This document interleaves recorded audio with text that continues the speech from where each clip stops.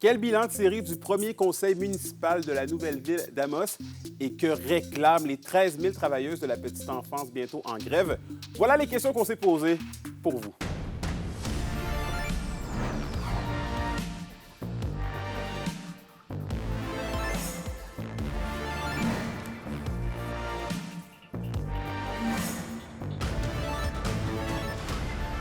Ici Anthony Dallaire et voici vos informations. On commence le bulletin du côté de la MRC d'Abitibi. C'est hier soir que se tenait le premier conseil municipal de la nouvelle ville d'Amos depuis sa fusion avec Saint-Félix de Dalquier. Et Alexis, c'est une fusion qui apporte plusieurs changements. Oui, on le sait, la ville d'Amos dessert désormais Saint-Félix de Dalquier depuis le 1er janvier dernier. Déjà, en fait, depuis le début de l'été, Amos offrait certains services, notamment au niveau des aménagements paysagers et d'autres services également. Parmi les changements, on est passé de 6 à 8 conseillers. C'est pour une période temporaire cependant. Il y a Félix Labrec, l'ancien maire de Saint-Félix de Dalquier, et Éloi Rioux qui se greffent au groupe. On va revenir à 6 conseillers dès les élections de l'automne prochain. On sait qu'il y avait eu une consultation publique le 27 mai dernier également, Anthony. Il y avait plusieurs inquiétudes, notamment au niveau de la hausse de taxes et d'autres aspects. Les citoyens de Saint-Félix étaient plus ou moins certains. Mais il faut quand même mentionner que pour l'instant, les gens sont agréablement surpris et satisfaits. D'ailleurs, là-dessus, je vous laisse écouter l'ancien maire de Saint-Félix de Dalquier, Félix Labrec. Mieux qu'anticipé.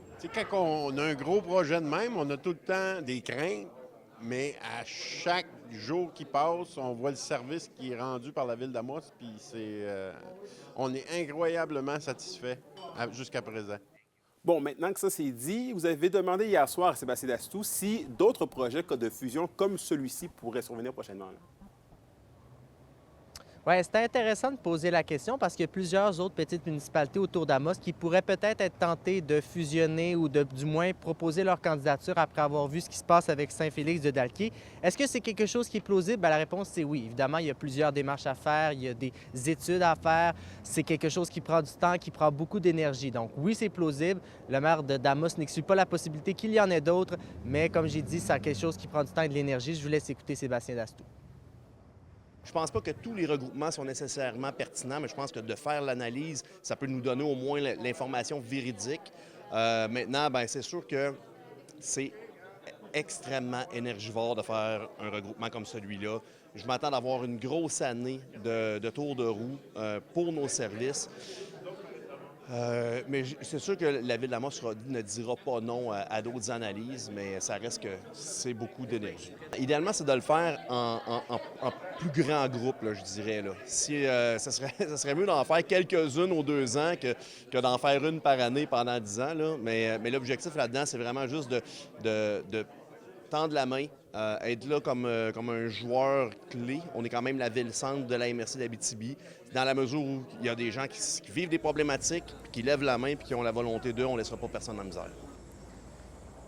Et petit rappel et avis aux intéressés, le budget de la ville d'Amos qui sera dévoilé la semaine prochaine, une des rares villes qui ne l'avait toujours pas dévoilé depuis le début de l'année, Anthony. C'est donc un dossier à suivre. Merci beaucoup, Alexis. Et dans le monde de la petite enfance maintenant, le Québec et les régions devront se préparer à une grève de 13 000 travailleuses des CPE la semaine prochaine, le jeudi 23 janvier. Affiliés à la CSN, ce sont 7 CPE de la région qui devraient être touchés par cette journée de grève. En renégociation de leur convention collective depuis maintenant 8 mois, le syndicat déplore la lenteur du gouvernement, notamment sur les questions salariales. Je me suis entretenu avec Stéphanie Vachon, la représentante nationale, à ce sujet. Au moment où on se parle, là, ça ressemble à quoi présentement le dialogue là, avec l'employeur?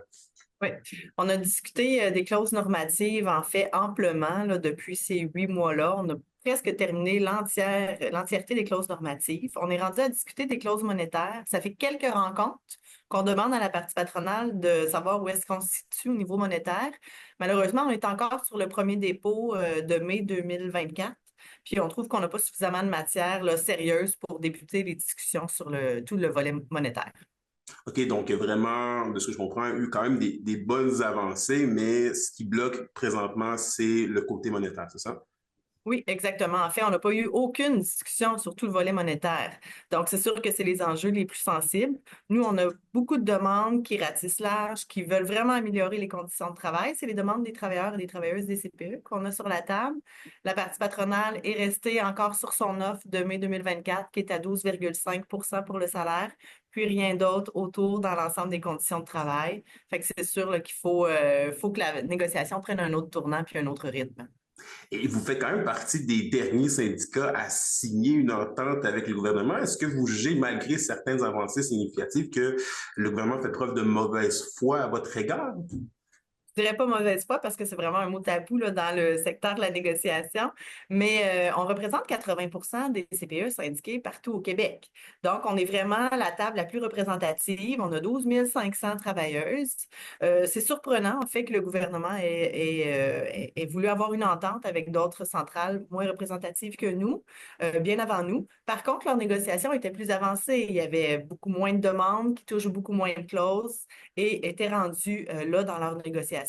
Et dans le contexte actuel, est-ce que vous jugez que surtout les demandes monétaires sont réalisées en contexte économique où on se trouve, là, sans nécessairement nommer ce qui se passe au sud de la frontière puis ce qui va arriver bientôt? Est-ce que vous jugez que dans le contexte actuel, c'est réaliste de penser que le gouvernement peut encore, du moins, accorder des hausses de salaire significatives à ces travailleuses-là? Ah oui, tout à fait. En fait, c'est une question politique, c'est une question de choix politique, hein. Les CPE, c'est prouvé à quel point ça a un bénéfice large sur toute l'éducation à l'enfance 0-5 ans, qui aura des impacts positifs autant dans le réseau scolaire ensuite que dans la société en général. Donc, et en plus que ça amène plein de femmes sur le marché du travail, ça on le sait, c'est prouvé. Donc, l'argent doit être investi à la bonne place. C'est un réseau qui est encore jeune et si on veut qu'il soit périn dans le temps, on n'a pas le choix d'améliorer les conditions de travail. Ce n'est pas sur le dos des travailleuses en CPE qu'on peut refaire les coffres des finances parce qu'il y a plusieurs choix politiques qui ont été faits par le passé qui pourraient être discutables, là. Je pense que ça ne pourrait pas justifier qu'il n'y a plus d'argent pour nous.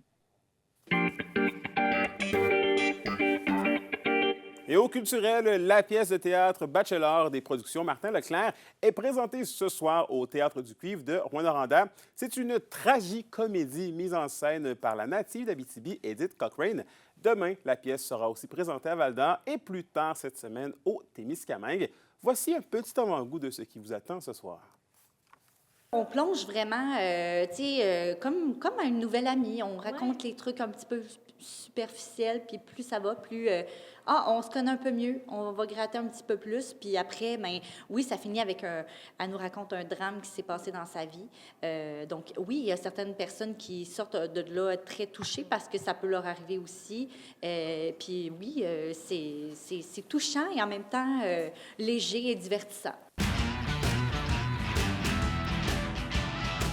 Et au sport, duel au sommet dans la GMHL ce soir, alors que les Pirates de Ville-Marie seront à Wasaga Beach, dans le sud de l'Ontario, pour y affronter les puissants Rivers Dragons. C'est une excellente première moitié de saison pour l'équipe du Témiscamingue qui pointe présentement au 5e rang du classement général.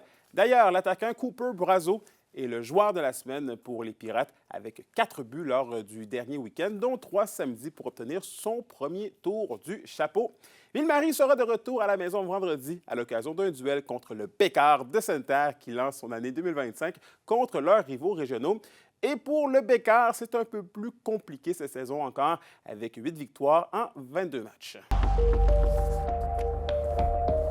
Et à la météo de l'Abitibi-Témiscamingue pour ce soir et cette nuit, on prévoit de la faible neige intermittente pour tous les secteurs avec des minimums qui devraient osciller entre moins 15 degrés Celsius et 16 degrés Celsius. Pour la journée de demain, c'est généralement nuageux avec de la neige par endroits et des maximums de 11 degrés Celsius.